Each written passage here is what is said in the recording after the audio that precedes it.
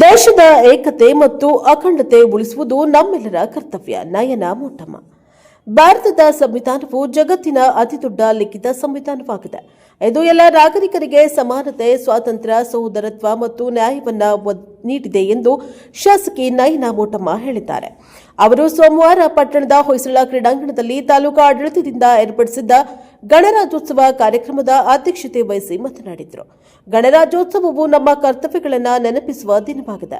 ದೇಶದ ಕಾನೂನುಗಳನ್ನು ಗೌರವಿಸುವುದು, ಸಾರ್ವಜನಿಕ ಸ್ವತ್ತನ್ನು ಕಾಪಾಡುವುದು, ದೇಶದ ಏಕತೆ ಮತ್ತು ಅಖಂಡತೆಯನ್ನು ಉಳಿಸುವುದು ನಮ್ಮೆಲ್ಲರ ಜವಾಬ್ದಾರಿಯಾಗಿದೆ ಎಂದು ಹೇಳಿದ್ದಾರೆ. ತಹಶೀಲ್ದಾರ್ ಎಸ್ ಅಶ್ವಿನಿ ರಾಷ್ಟ್ರಧ್ವಜಾರೋಹಣ ನೆರವೇರಿಸಿ ಮಾತನಾಡಿದರು. 1950ರ ಜನವರಿ 26ರಂದು ನಮ್ಮ ದೇಶಕ್ಕೆ ಸ್ವಂತ ಸಂವಿಧಾನ ಜಾರಿಗೆ ಬಂದು ಭಾರತವು ಸಂಪೂರ್ಣ ಗಣರಾಜ್ಯ ರಾಷ್ಟ್ರವಾಗಿ ರೂಪುಗೊಂಡಿತು. ದೇಶಭಕ್ತರ ತ್ಯಾಗ ಮತ್ತು ಬಲಿದಾನದಿಂದಲೇ ನಾವಿಂದು ಸ್ವತಂತ್ರವಾಗಿ ಬದುಕಲು ಸಾಧ್ಯವಾಗಿದೆ. ವಿದ್ಯಾರ್ಥಿಗಳು ಉತ್ತಮ ಶಿಕ್ಷಣ ಪಡೆದು ಶ್ರಮ, ಶಿಸ್ತು ಮತ್ತು ಪ್ರಾಮಾಣಿಕತೆಯಿಂದ ದೇಶದ ಅಭಿವೃದ್ಧಿಗೆ ಕೈಜೋಡಿಸಬೇಕು.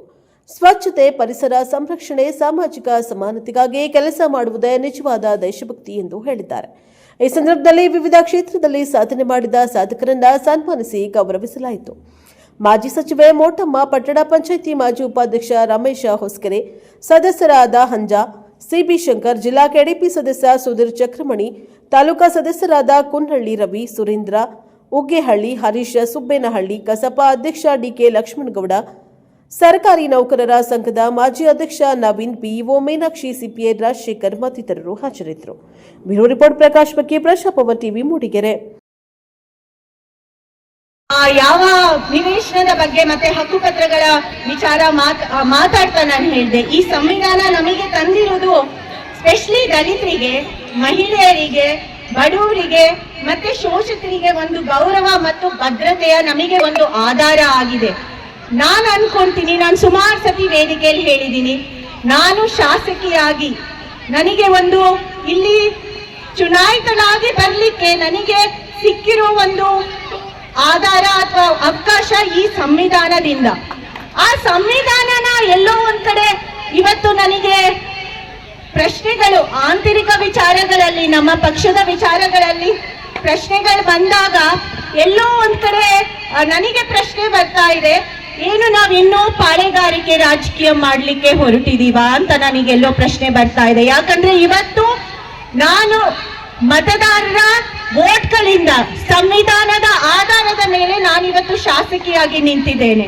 ಸೊ ಆ ಪ್ರಶ್ನೆನ ನಾವ್ ಯಾರಾದ್ರೂ ಕೇಳಲಿಕ್ಕೆ ಸಾಧ್ಯ ಇದ್ರೆ ಅದು ಮತದಾರರು ಮಾತ್ರ. ನಾನು ನನ್ನ ಪಕ್ಷದ ಬದ್ಧತೆಯನ್ನು ನಾನು ಯಾವತ್ತೂ ಬಿಟ್ಟಿಲ್ಲ, ನಾನು ಬಿಡೋದೂ ಇಲ್ಲ.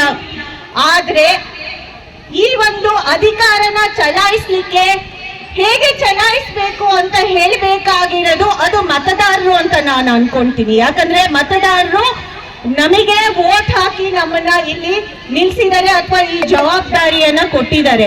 ಸೊ ನಂದು ತುಂಬಾ ಸಿಂಪಲ್, ನನ್ನ ಒಂದು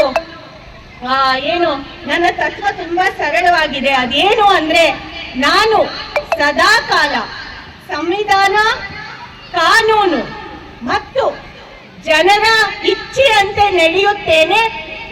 ಅದು ಬಿಟ್ಟು ಯಾವುದು ಪಾಳೆಗಾರಿಕೆಗೆ ನಾನು ಇಲ್ಲಿ ನಡೆಯೋದಿಲ್ಲ ಅಂತ ನಾನು ಹೇಳಲಿಕ್ಕೆ ಬಯಸ್ತೀನಿ. ಇದು ನಾನು ನನ್ನ ಗಣರಾಜ್ಯೋತ್ಸವದ ದಿನ ನಾನು ಹೇಳಬೇಕಾಗಿರುವ ಸಂದೇಶ.